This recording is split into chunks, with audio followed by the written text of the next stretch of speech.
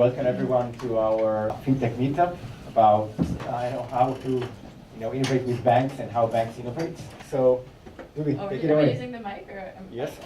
I'm Julie Cunningham. I'm the head of innovation at the Bank of Nova Scotia, and I thought we would all perhaps just talk about our role and maybe a couple of things, or one thing that nobody would guess about us. So as the head of innovation, I'm responsible for the partnerships with the ecosystem, which would be universities, accelerators, our direct partnerships with startups, as well as all our investing. And as Tomer pointed out, transformative technologies such as blockchain and artificial intelligence. And what people are surprised to hear about me is that I have 4 children, which in Canada is a lot of children. Young children as well. So I asked my son to draw me a picture of Israel before I came. So you'll be interested to hear that it actually is a rainbow, and these are flowers, and also you have 2 suns. So that's why explaining why it is so absolutely so hot here in the summer. I'm Amrita. Can everyone hear me? Great. I head the mobile product at SundaySky, and I have worked at financial services institutions prior to my career in fintech and as the technology company in the past. So I'm interested in this conversation from both sides of the equation. And a fun fact is I can speak Hebrew. Wow. Only a little bit. Shalom. So, hi, I'm Lilach, and over the past 3 years I was in charge of building the first mobile bank in Israel with a fantastic team that started with 8 people and grew to over 200. And we are live, and you can join us, and we are offering the full suite of banking, mostly for millennials, but we have a lot of people from different ages. We are trying to disrupt the banking industry in Israel with all the parties. So hopefully you love it.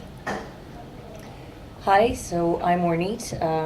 This is my second go-round at Citi, so first part of the interesting facts. But I think a lot of people knew that, so it won't count. In my current role, I'm in charge of external innovation, business development, and investments for Citi in Israel.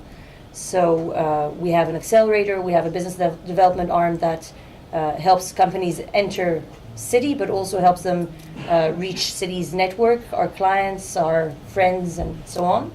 And we have venture investments, and we already have 4 investments in Israel and counting. So fun fact, my children are honorary Canadians. So my husband's American and I'm French, so I think the kids really are Canadian, don't you?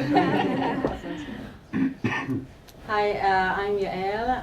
I'm with Discount and I lead innovation and fintech there. I joined the bank a year and a half ago. I'm responsible for a relationship with the ecosystem, external innovation, everything that is related to collaboration with fintech startups, and also doing investments together with Discount Capital, which is our investment arm. Fun fact is that I practice yoga for almost 20 years, and I'm pretty good at that. So yeah, starting with you, what would you say makes for good partnerships between working in the innovation side and this rest of the business units? Are they hard to convince? Is it easy going? How does it go? First of all, I think nothing is easy in innovation, and I'm sure that everyone here in the room knows that. But before relating to business unit, I think that, at least for me, and before that I was at another bank, so I have a sort of a perspective. I think that for an organization as a bank, the most important key success factor is management commitment.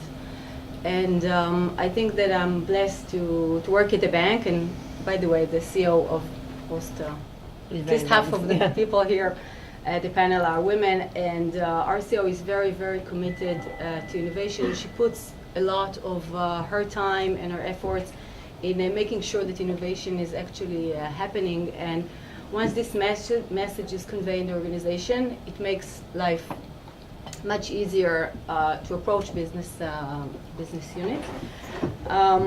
But I think that when we come to approach business, what I try to do is, and I would say it in an extreme way, is try to maximize the benefit that they get and minimize the effort that they need to put in it. And I try to take a very active role in the process in terms of minimize the amount of effort that they need to do in order to get the benefit that they can get from the innovation. Because otherwise they have so much stuff to do in their ongoing work that it might not work if they had to push it. So they need someone to push everything. Actually, one of my learnings from coming here a few times is obviously I love meeting all the startups and getting new perspectives, but actually Avi introducing us all to some of each other, and I realize sometimes I think some of the challenges I have are unique to me, but I hear that others have the same challenges. Rita was telling me that actually she's been on both sides of the fence, so to speak, and been on the bank side and on the startup side. So I was wondering if you could share some insights on that side. On being on both sides, like what have you learned in terms of working from the bank, being on both sides? I would say I think one of the biggest lessons that I carried coming in, having worked at banks, was banks are large, complex organizations, and the challenges can range anywhere from the complexity of legacy systems to the legal burdens that we talked about and regulatory issues. And being aware of them as a technology startup, as we're building those relationships with our banking peers, is a very valuable knowledge. And knowing that you can't come in on day one and make big changes, because bringing change in smaller companies is an easy thing to do. But galvanizing multiple people across a complex organization is massively difficult. So the biggest lesson for me and the implementation and learning that we bring into new relationship with banks is start small. Start with the POC, and if you can prove value and convert that and lead that as an expansion and growth opportunity, that's pretty big. Arnit, I was wondering if you could talk to us a little bit about when you're looking for an investment. We always think about the financials, but what are the other sort of softer or qualitative things? Are you looking for fit, culture? What are the other kind of things that catch your eye? So we're a typical VC in that sense, and we're looking at a startup, and of course we want an interesting technology, and we have this specific strategic angle that we want to see how it fits in our world. By the way, not necessarily as an implementation, it depends on what the startup actually does.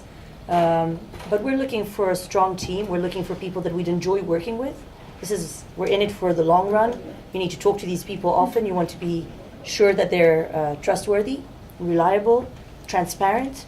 I don't want to find out something in retrospect and then have to backpedal and sell it into my organization. So I really want someone that I can partner with, and I can help them go through the hurdles rather than discover stuff in retrospect and try and figure out what to do. So the team's very important to us. We're looking for companies that have a global vision. So yes, we're a global bank, so that kind of makes sense, but it's very hard for us to look at something in Hebrew locally and then start working with it. We'd need them to consider from the get-go how they're going to do stuff on a bigger scale. It's interesting. Actually, a lot of our portfolio from an investment perspective is focused in Latin America, because we're in 50 countries, including Mexico, Chile, Colombia, and Peru are very key regions for us. And one of the things that we look for, of course, is that they're not just serving Peru or Mexico, that they definitely at least have some kind of cross-regional capability, and then, of course, ideally could actually come as well to Canada and beyond. So Lila, I say your name right? Yeah.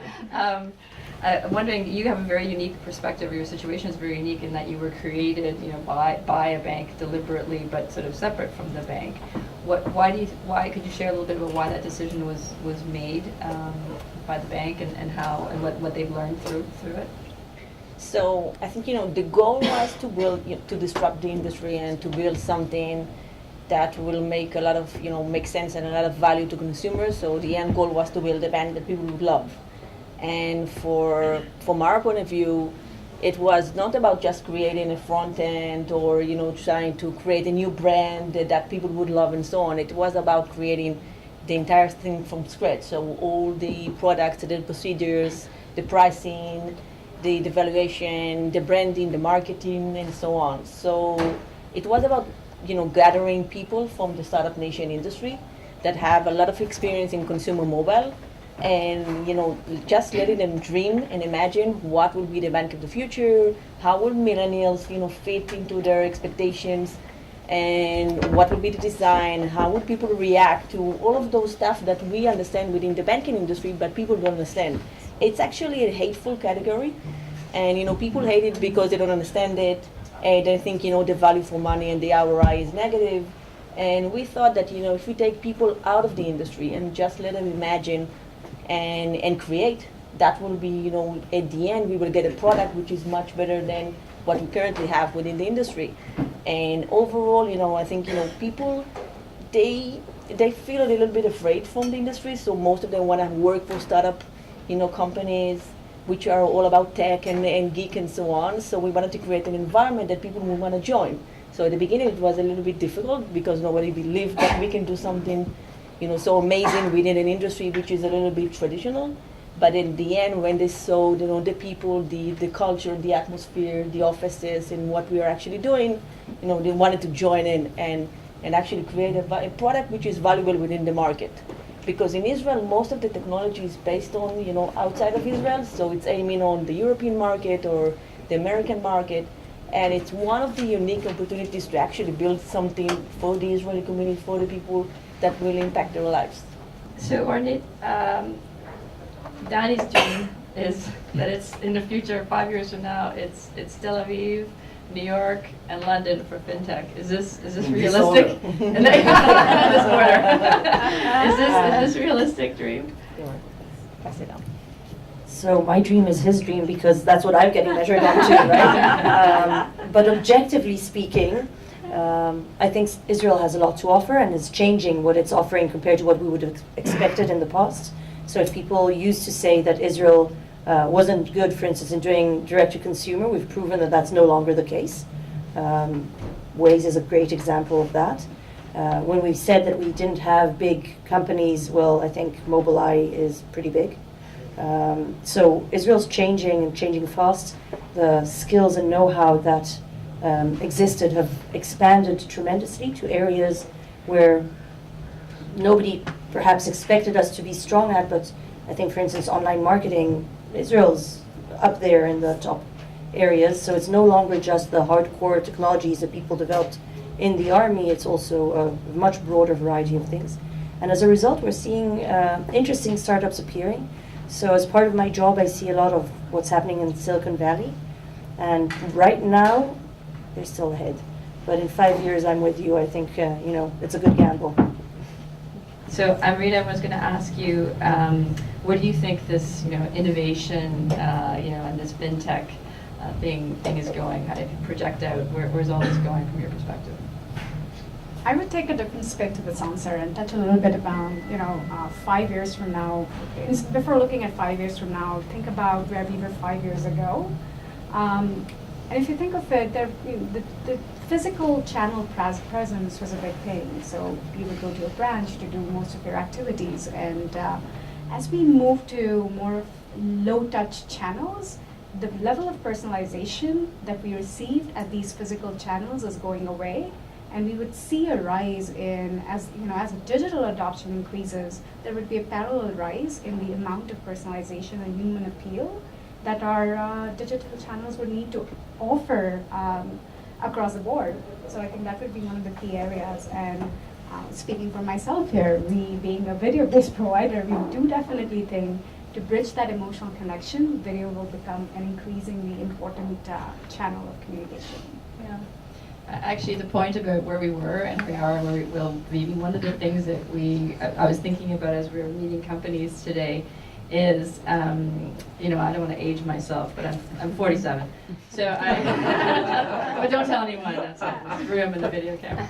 I don't know what's actually what that's really doing. But yeah, I got that part of it. But actually, and I was telling Tomar, is that you know, some of the ideas, business models, or technologies. Like I was with AT&T for 15 years.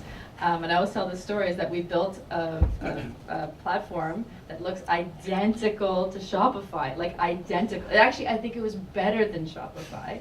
And we're presenting it to leaders, to bankers at the time. This is 20 years ago. And people were saying, yeah, it's too bad that nobody ever is going to buy anything on the internet because it's a cool looking app. And the point of that is that I think that timing, and you know, the timing is right, and things are, you know, coming into their own, and that's very, very important for, I think, for a startup and for a bank who's innovating, is catching the right timing. I don't know how Tomer put it. You put it better than me, but I think there is something to something to capturing. Yael, I was going to ask you what kind of innovations do you think you're going to be looking into or on the horizon the next 12 months that'll be very interesting to you and your team? I could state, I think, 3 areas that are very important for us, for at least for 2018 and maybe even later. First is everything that is related to open banking and collaboration around APIs.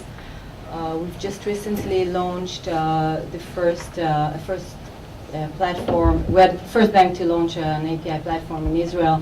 And we already have in place one collaboration with a startup called the iCount, and it does work very well, which wants us to look, we're now looking for more partners, so if everyone is relevant, we can talk about that. Second area, I would say, around data and AI. We've also been doing some stuff around that in the past year. And there are, of course, a lot to do, and we are trying to enhance our capabilities in those areas. Third, I would say blockchain. We're actually at the beginning of the journey of the bank in blockchain, trying to figure out where is the right fit for us, but definitely it is interesting. And I would say that the last thing might be around credit models. How to improve our credit models, whether it's for small businesses or private consumers. So that I would say are main areas for next year. And next week you're showcasing the APIs. Exactly. You're all invited to a Citi event we're doing together next Wednesday. Okay, so given that it is International Women's Day Eve, in Canada, at least, we're just struggling with females in STEM and sciences and having female founders. But clearly, we got something going right here in terms of this panel. So, if you give us some advice in terms of, you know, how to pull in more females into this exciting area. I think it starts at the top. So if the leadership is inclined and conscious of recruiting and nurturing the female talent at the get-go, that makes all the difference. And I think there is a good example of Bema that's sitting right here, and y'all mentioned that her manager has been a mentor and supportive of empowering women in the organization, and I think that's a positive example right here. You know, in our example, although I led the bank and I'm the CEO and I'm a woman, I don't think that we had a lot of women, you know, within the R&D team, and we actually pursued women, you know, proactively in groups like We Act and so on. We have a lot of groups in Israel that are supportive on that initiative, so I think you have to be active, because in R&D teams, you know, in general, you don't see a lot of women, so you need to pursue that in products, R&D, and QA. So whatever, we had a lot of designers, which are, you know, an area with the common, you know, we have a lot of women, but we had to do more, and we are working on that. So, you know, collaborating with people and groups, and actually, you know, posting in Facebook that we are looking for female in R&D. So I think you have to be proactive. It doesn't just happen.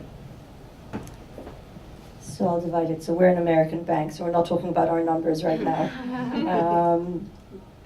So I'm the co-founder of an organization called Yezamiot. It's the largest women tech entrepreneur organization in Israel with thousands of people within it, not all of them entrepreneurs. Part of the goal is to mentor and showcase and have women who have done it come and present to other women so that they can dream.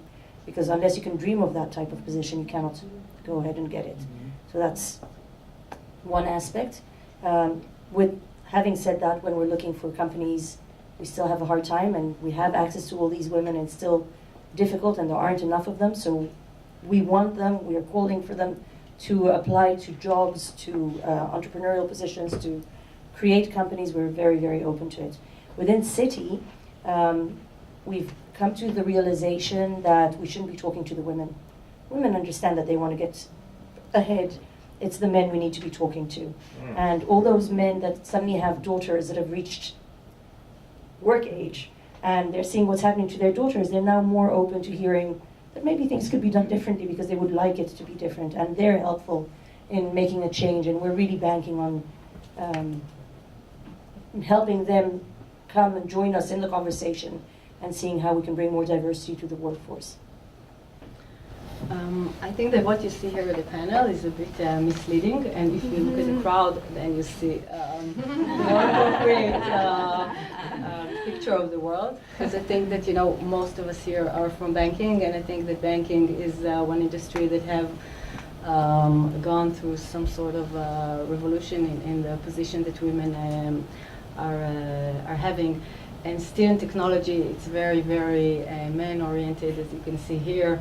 And it all comes from education, and unfortunately, it's still, and I look at my kids, my daughter studies at a high school that is very oriented towards computers, and still the number of girls that are being sent to this school is much, much lower. We have she's in 7th grade, and third of her class is girls, and the other third is boys. So still Israel, it has a lot of educational work to do, and we are trying to do our best. And I think that in areas where, as in banking, there are CEOs and other women in higher ranking position, you see that it changes, but still a long way to go. It is true that it is a challenge, and I think all of these efforts in conjunction with each other would help. But I have 3 daughters. My oldest 3 are all girls, and I do even see at age 7 and 8 starting to move away from math and sciences. But luckily, my son is going to be a very famous artist, so he's going to take care of me. I wanted to pass the mic back down and ask everyone for what is their greatest learning, either in success or failure in the roles that you've had, to share those with everyone.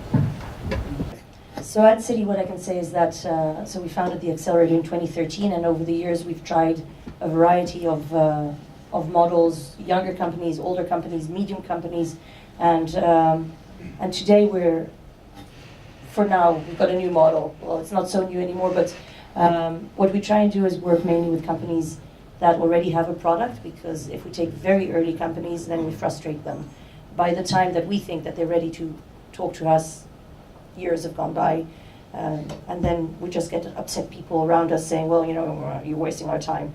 No, we're waiting for you to mature. I won't tell you about my personal failures, there's so many of them. I want to say something about POCs.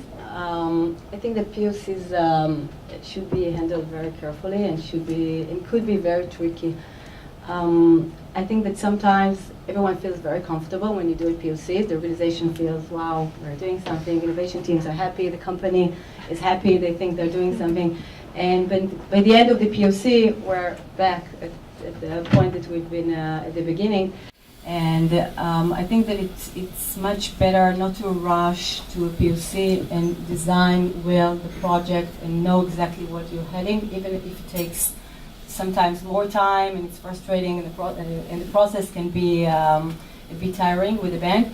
But you might be better off doing it beforehand than feeling that you're progressing and not achieving anything at the end. So I think for us, one of the biggest frustrations that we had at the beginning was about getting the best talents to onboard and join, and and we had to dream and aim very high. And at the beginning, we failed a lot because we were aiming and nobody wanted to come. But in the end, if you dream big enough and long enough, I think you can create a company even in Israel that can actually change the world. So I'm actually going to echo and latch on to what Yael just said on the point of POC. Completely agree. Some of our lessons learned have been around POCs as well. Trying to contain the exercise and launch POC can often risk the overall big picture and expansion as you think of moving forward. But at the same time, scoping the POC right and putting the right intent and the right future planning to it has also been, on the other hand, our biggest success stories. Citi happens to be one of the examples. We started with a small POC around a small touch point in a consumer journey around onboarding. And today, starting from that one POC, we have 10 touch points with Citi, not just with one business unit, across multiple business units, touching multiple audiences and reaching really vast populations through personalized videos. So,